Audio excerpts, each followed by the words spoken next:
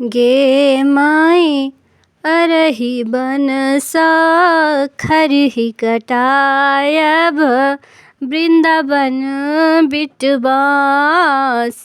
गे माई अरही बन खरही कटायब वृंदावन बिटवास। गे माई ताहि बास लए मरवा छरायब झिहिर झिहिर बहे बसात। गे माई ताहि बास लए बंगला छरायब छिहिर छिहिर बहे बसात।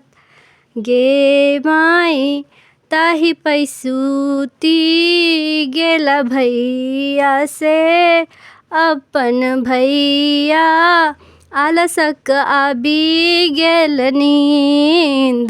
गे माई ताहि परसूती गेला भैया से अपन भैया आलसक आबि गेल नींद। गे माई उठबा गेलखिन बहिनो से अपन बहिनो उठ भैया भ गेल परात। गे माई उठबा गेलखिन बहिनो से अपन बहिनो उठ भैया भ गेल परात।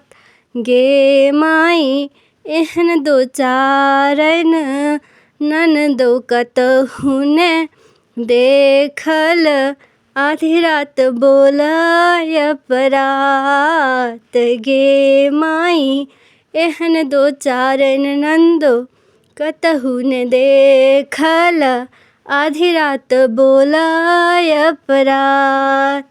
गे माई अरही बन खरही कटायब वृंदावन बिटवास।